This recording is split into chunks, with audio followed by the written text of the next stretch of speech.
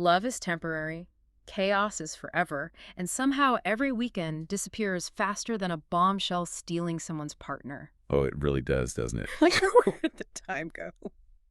Babes, welcome back. The weekend is almost over.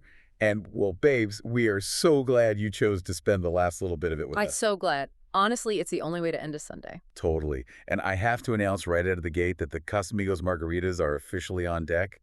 And, babes, they are absolutely amazing tonight. They really are hitting different today. I feel like we needed these. Right. Like, I am fully convinced that there's some kind of psychological phenomenon where the impending doom of a Monday morning actually activates the flavor profiles of the agave. I mean, that sounds like fake science, but I'll allow it. It's my truth. And I need it on the record, passionately and unequivocally, that every single margarita legally requires extra lime. Yeah. Like, if you are not aggressively squeezing an entire orchard of citrus into that glass, you're not drinking a margarita. Wait, what? You are just drinking tequila with a suggestion of joy. I'm going to have to push back on literally all of that immediately. Oh, here we go. First of all, the Sunday scaries do not enhance the flavor of tequila. They just, like, numb your sense of responsibility. Same thing, basically. And second, frozen margaritas are undefeated. A classic on the rocks is strictly for people who want to taste their mistakes and, I don't know, pretend they're on some gritty desert retreat. Excuse me, on the rocks is chic. It is not.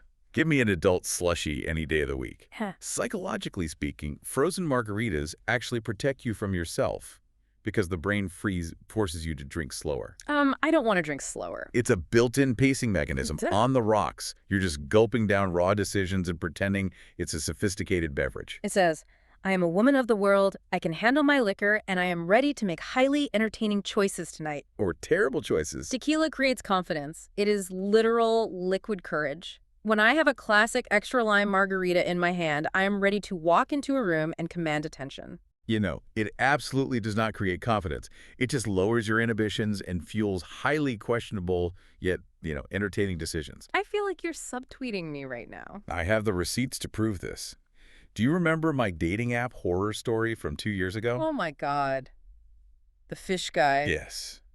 I had 2, maybe 3 classic margaritas on the rocks, felt this exact artificial confidence you speak of, and decided it was a fantastic idea to message a man whose profile picture was just him holding a very large, aggressive-looking fish. I still can't believe you did that. I thought I was being witty. I thought I was flirtatious.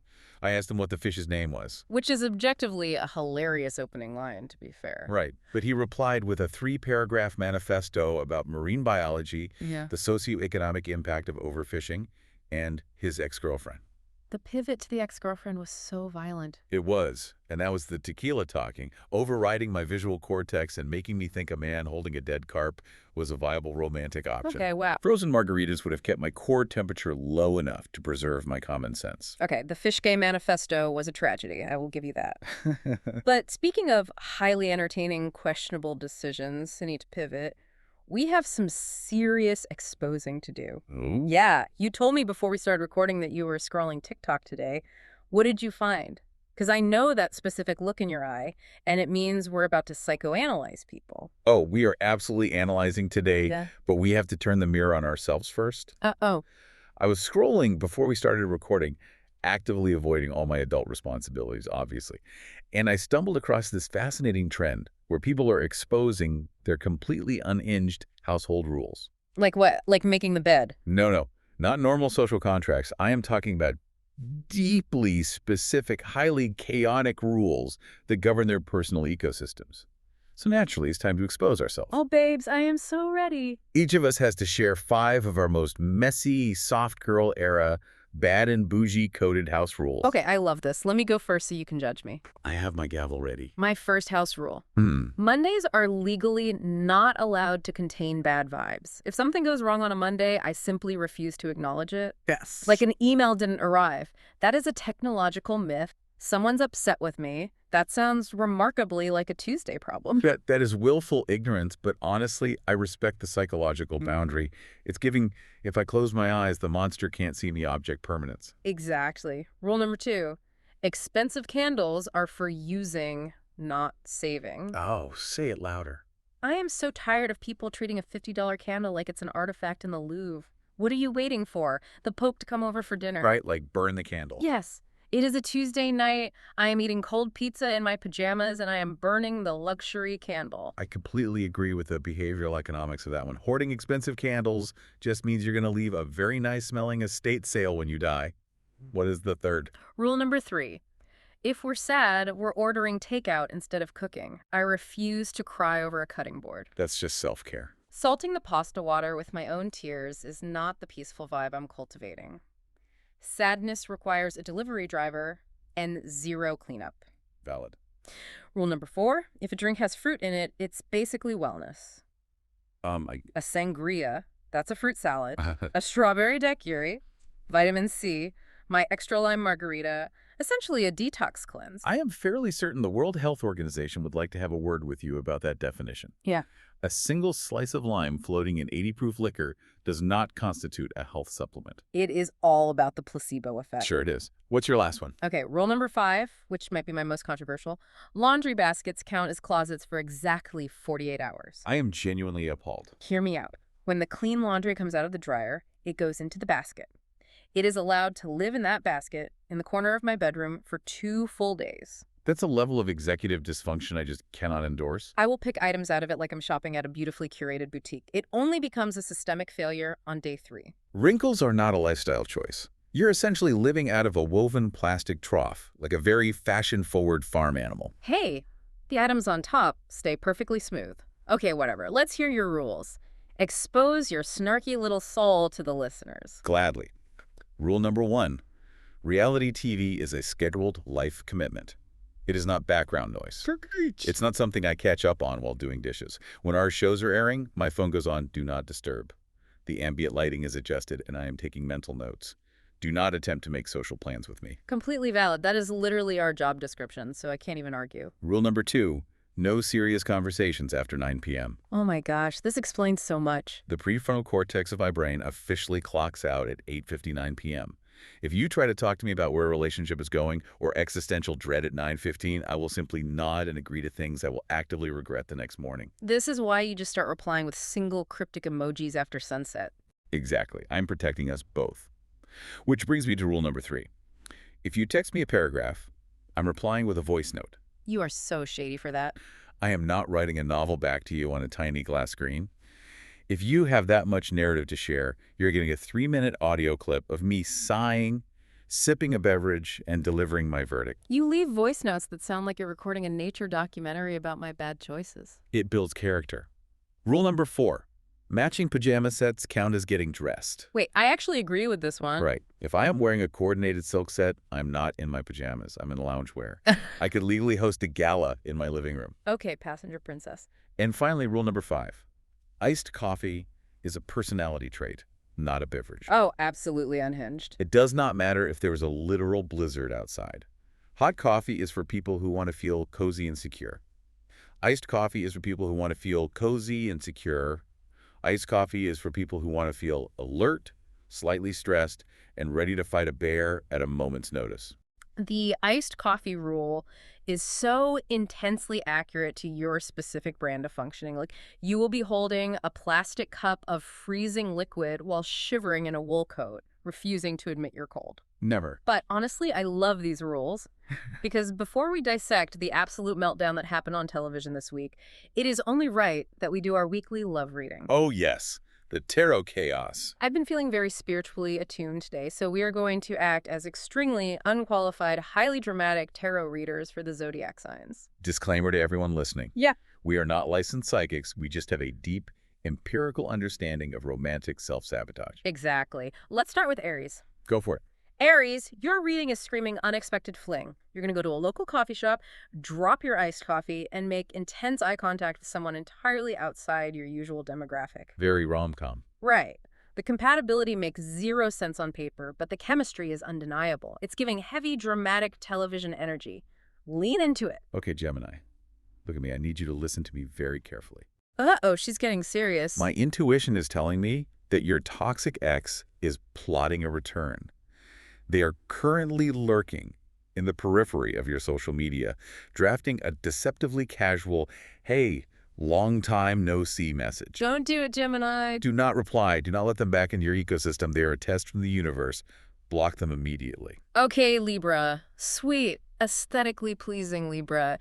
You are currently ignoring a massive neon green flag because it's disguised as a red flag. I love doing that. You are so accustomed to emotionally unavailable partners that when someone actually texts you back in 5 minutes, your nervous system interprets it as clingy. Stop it.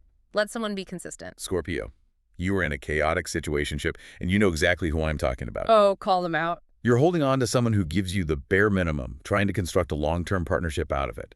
It's time to assert your boundaries. Give the ultimatum or leave. You deserve main character treatment. Yes. Speaking of main characters, Leos, you beautiful, loud stars, your prediction is just pure main character energy all week long. Typical Leo behavior. Walk into the grocery store, the gym, whatever, and assume everyone is profoundly fascinated by you. Because, honestly, they probably are. And finally, Pisces. Yeah. My deeply feeling water signs. You're going to accidentally fall for the absolute wrong person this week. Yeah, every week, honestly. You're going to romanticize a barista who remembered your order or someone who held an elevator for you. You're projecting a 5-year narrative onto a polite stranger. Reel it in. Take a deep breath, Pisces. Look at the facts. Well, babes, enough about our imaginary psychic abilities. It's time to get into the actual villa chaos. We really need to. Because the latest episodes of Love Island UK have completely derailed, and we need to unpack the psychology behind every single terrible decision made this week. It was narrative whiplash, Yeah. honestly. We had to start from the very beginning of the fallout. The sudden exit of George. Yes, the sudden exit. It shifted the entire molecular structure of the villa instantly. It really did. The episode opens, everyone is outside, the sun is shining, they're drinking their little coffees, and then Lorenzo, beautiful, vacant Lorenzo, gathers everyone to read a text. And it was so abrupt. Right. George has left the villa for private reasons and won't be coming back. Just like that. No goodbyes, no dramatic hugs, just ghosted from national television. Now, we know from social media he left to be with his family, which we obviously respect, but we absolutely have to dissect Robin's reaction to this text. I was spiraling watching her. She acted like a grieving widow from a gothic novel. The hyperactivation of her attachment system was wild. She was sobbing, hyperventilating, acting like her husband of 40 years was just lost at sea. And her reasoning. Oh my gosh, we just kissed on the terrace. Which she initiated. Exactly. Let's review the footage. You practically begged for that kiss, you cornered that man, and now you're playing the devastated victim. It felt incredibly calculated. She wanted the girls to gather around her and center her in a narrative of tragic loss. It was the absolute definition of overfunctioning. Her side of the bed wasn't even warm yet. She knew the man for essentially 48 hours. Literally. What we are seeing here is someone projecting their anxiety onto a blank slate. George wasn't a fully fleshed out partner to her. He was a vessel for her to secure her spot on the show. Oh, 100%. But let's contrast Robin's meltdown with the real winner of this entire saga, Micah. Yes! Micah dodged a massive, messy bullet. She saw the storm brewing from miles away. George kissed Robin, and instead of fighting for a man who was clearly moving wildly between options, Micah stepped completely back. A queen. She gave a masterclass in knowing your worth. Robin, on the other hand, is crying over a man whose exit left absolutely zero void. It's like someone crying over dropping a free sample at the grocery store. Oh my God, that is the perfect metaphor. Was it really that deep, Robin? It was a bite of a cheese cube on a toothpick. Get up. The cheese wasn't even sharp cheddar. Crying over a dropped free sample, she acted like she lost a Michelin star tasting menu. And her tears dried the absolute second she realized his exit meant she was vulnerable. Oh, the immediate pivot. She literally looked at the group and said, "Does that mean any fit men are coming in?" The body wasn't even cold, Robin. Pure survival instinct. Exactly. And the producers, who were essentially conducting a psychological experiment with attractive people, knew they had a massive hole in the narrative. They needed a catalyst. Which brings us to the secret escape. The setup for this was deliciously evil. The boys get a secret text to sneak out to a nearby bar to meet two brand new bombshells. Victoria and Namibia. Victoria, an Irish queen from Kildare, and Namibia from Leeds. Stunning, absolute stop traffic gorgeous. And the boys think they are pulling off the heist of the century. Before we dissect the moral failings of the majority of the men, I want to praise Fitzy and Samraj. I could have cried watching Fitzy. He was so sweet. He only agreed to go as a wingman. He stayed completely locked in on Lola, sat at that bar, drank his beverage, and acted like a polite bodyguard. And Samraj, too. Yes, Samraj stated completely respectful of Micah. He just hyped up single Sam. It shows they aren't susceptible to groupthink. Well, contrast them with the rest of the boys. They practically sprinted out the door, foaming at the mouth, and the absolute delusion of Lorenzo trying to justify it. Oh, his quote belongs in a textbook on diffusion of responsibility. He said, "There's no cons if we all go. None of us are to blame." If we all commit the crime together, none of us can go to jail. That is not how accountability works, Lorenzo. The way they hyped each other up to be disrespectful was infuriating. But little did they know, there are no secrets in a house rigged with 80 cameras. Which brings us to the live monitor madness and Ope's spectacular self-sabotage. I physically had to stand up from my couch. The women are waiting in the garden, all glammed up. Then they get a text inviting them to watch the boys' date on a giant television screen. Live. With crystal clear audio. It is the ultimate manipulation. You give the men perceived privacy to hang themselves and force the women to watch. And Ope fumbled the bag so hard he broke through the Earth's crust. He literally just had a deep conversation with Angelista on the terrace. And what does he do with the bombshells? He completely forgets he has a microphone on. He tells them he's sweating, he verbalizes that he has a wandering eye, and says he can't trust himself. See, I feel like I'm the only one who read the terms and conditions of this man. Why is anyone shocked? Why? Let's review his intro interview. Ope proudly announced he's a player. He bragged about dating 2 women from the same cast previously. His physical ideal was a blonde Scottish woman. True. Angeliska is a stunning, grounded black woman. Ope is a man whose entire personality is chaos sprinting through a roster to avoid intimacy.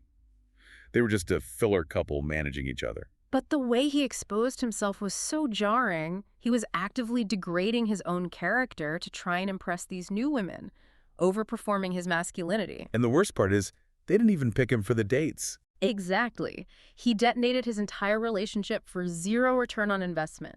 And back at the house, Angelista watching this live feed, the sheer disgust on her face. Ope is terrified of genuine intimacy, so he ruins it before she can reject him. But this leads to the most iconic moment of the season. Oh, yes. The quote. When the boys crawl back, Angelista pulls Ope. She doesn't yell. She delivers a clinical masterclass in boundary setting. Quote, "I am personally not the type of girl to sit here and fight for a man. If you have 2 options and you can't decide and I'm one of them, I will decide for you. Please pick her." Chills. I had absolute chills. That is a woman who knows her value. But let's be real, do we think she was actually heartbroken or just grateful he gave her an excuse to legally detach? Oh, unequivocally the latter. She was waiting for the emergency exit road to illuminate, and Ope lit it on fire. He really did. In reality TV, if a woman dumps a man for no reason, the public turns on her. Yeah. Ope handed her the victim card on a silver platter. I absolutely love that for her. But while Ope was digging his grave, Aiden was busy excavating a massive crater back at the house. We have to talk about Aiden's sheer self-deception. Aiden's functioning on a level of cognitive dissonance that science has yet to categorize. Yeah. He genuinely believes he is the center of a dramatic love triangle between his partner Yasmin and his former connection Ellie. But the flaw is that Ellie is coupled with his actual brother, Kavan, and she explicitly told Aiden she is not interested. Repeatedly. She drew a permanent marker line under it. I want Kavan. And Aiden just refuses to process the audio. He keeps using this soft, fabricated voice saying, "I just feel like there's unfinished business. Unfinished where?" His ego cannot fathom that a woman does not want him. It's a textbook narcissistic injury. And the universe punished him for it with the most staggering Freudian slip. Aiden is sitting with Yasmin, trying to convince her she is his priority. And to her face, he accidentally calls her Ellie. Oh, the parapraxis. Yes, Ellie. He said it so casually, I screamed into a throw pillow. His cognitive load was too high. He's so obsessively fixated on Ellie that his brain couldn't maintain the lie. And his reaction? A functioning adult would apologize profusely. What does Aiden do? He physically panics and literally sprints away from the conversation. Pure fight or flight. He jogged away to hide behind a wall, leaving Yasmin stunned on a beanbag. The physical comedy of him jogging away in tight trousers belongs in the Louvre. But we can't let him off the hook for his other horrific moment, when he asked out loud if Victoria and Namibia were sisters. I had to rewind. Victoria is from Kildare. Namibia is from Leeds. They look absolutely nothing alike. The singular trait they share is that they are both stunning black women. The pure ignorance of asking, "Are you sisters?" is staggering. It's the outgroup homogeneity effect. It is deeply exhausting. It's 2026. It's like asking if two random white guys with brown hair are identical twins. He lacks basic cultural awareness. Ship him back home. Agreed. Which brings us to the final major dynamic, Lorenzo, who managed to be offensive by doing absolutely nothing at all. Lorenzo is visually flawless. He looks like AI rendered a perfect jawline. But my God, the lights are on and nobody is home. Not a soul. He takes Jasmine to the terrace, which they are trying to rebrand as the Kent Terrace, so cringe, and gives her zero energy. He fully expects her to carry the conversation. And that he openly admits he doesn't usually put in effort because women usually graft for him. He said the quiet part out loud. I went off on a tangent in my living room. I am so fatigued by men wanting to be passenger princesses. What happened to courtship? He's relying entirely on pretty privilege. They expect women to plan the dates while they just exist. I had a dating app guy do this recently. Matched with a handsome guy, and at 4 p.m. he texts, "So what are you treating me to tonight?" Oh my... Unmatched with lightning speed. You want me to finance your evening just because you have nice cheekbones? The audacity. It's the halo effect. Because Lorenzo is beautiful, people assume he is interesting. But his interpersonal skills have completely atrophied. Jasmine's starting to realize they are fundamentally incompatible. Yes. Leave him on the shelf to collect dust. Okay, babes, the villa is in shambles, so it is time to do our official Snark side couple check. Let's start with the strongest couple. Unanimously, Fitzy and Lola. There is no counter-argument. They are in their own secure, unproblematic bubble while everyone else burns the house down. Absolutely. Winners edit energy. What about most delusional islander? Aiden, without a shadow of a doubt. He thinks he's the puppet master of a love triangle that only exists in his neural pathways. Totally agree. Biggest flirt. Based on volume of attempts. Oh. Yes, but with a massive asterisk. He is the absolute worst at it. He lacks subtlety. He flirts directly into a lavalier microphone while his partner watches on a jumbotron. Compulsively messy. And finally, biggest surprise. I am nominating Ellie. We need to celebrate her asserting a boundary and holding it under pressure. Usually, women fold for the toxic guy to get more screen time, but she actively rejected the cycle. I will raise my frozen margarita to that, which is a perfect transition. Pour another splash of Casamigos because it's time for the Villa tea. What is your pick for best one-liner? Angelista's manifesto, hands down. I will decide for you. Please pick her. Poetry. Etch it in stone. Agreed. Messiest moment. I have to award this to the production team for the architectural villainy of the live video monitor. They were applying psychological warfare flawlessly. Woke up and chose violence. Biggest red flag. Lorenzo's "I don't put in effort" monologue. Listeners, if a romantic prospect tells you they do not try, believe them. Evacuate immediately. And funniest interaction remains Aiden physically sprinting away from Yasmin after the Freudian slip. Slapstick comedy at its finest. Okay, now it's time for shady, snarky, or stupid. We debate and defend the verdicts. Exhibit A, George exiting via a cold text message without saying goodbye to Robin. What's your ruling? I am ruling this snarky. From a self-preservation standpoint, it is hilarious. He saw her suffocating attachment and calculated that the cleanest extraction method was a ghosting via text. I am aggressively pushing back. I rule it shady. You cannot kiss a woman on the terrace and then pull an Irish goodbye from national television without at least a 60-second conversation. To let Lorenzo read it. Shady coward behavior. We'll agree to disagree. Exhibit B. The producers orchestrating the live video feed monitor. Unanimously snarky. Top-tier, messy reality TV production. Pure snark. And Exhibit C, Aiden asking if the bombshells are sisters. Unanimously stupid. No debate needed. Pure, unfiltered, dense stupidity. The prosecution rests. Okay, let's pull out the crystal ball for next episode predictions. Who do we see recoupling? I want to hear your take on this. I'm predicting Kavan and Jasmine. There's a quiet chemistry bubbling. Jasmine is fatigued by Lorenzo's wet blanket energy, and Kavan actually has emotional maturity. I can completely see that pathway opening up. Okay, who is getting dumped? Oh, he overplayed his hand.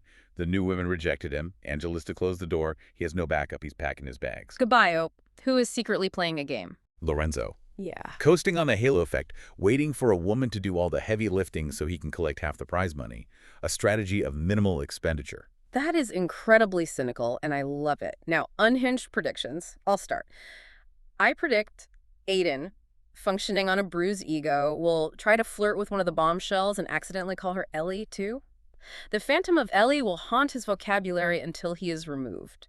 That is statistically entirely plausible. My prediction centers on Robin. I predict she will start crying over the new arrivals, not out of jealousy, but because they didn't ask her for permission to enter the villa.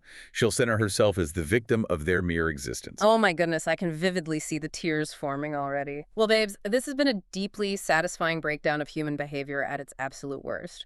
But now we need to hear from the Snark Squad in the comments. Yes, first, which highly specific random house rule do you enforce? Are you living out of a laundry basket or imposing curfews on serious conversations? Expose yourselves. Second, what is your zodiac sign? And did our messy tarot reading call you out? Are you the Gemini negotiating with a toxic ex right now? Third, settle the studio debate. Yeah. Are you team frozen margarita or classic on the rocks? And finally, who are you actually rooting for in the villa right now? Because the options are dwindling. Thank you, everyone, for spending your Sunday night listening to us analyze reality television like it's a peer-reviewed sociological study. Remind yourselves to like, comment, subscribe, and share this episode with your messiest friend. But before you log off, I want you to ask yourself this one final provocative question. Oh, boy. If your partner was on a secret date and someone handed you a remote control to a live monitor to watch their every move, would you actually press play, or is ignorance truly the ultimate bliss? Oof. That is a dangerous, heavy question to end on. Stay flirty, stay chaotic, and we'll see you on the Snark side.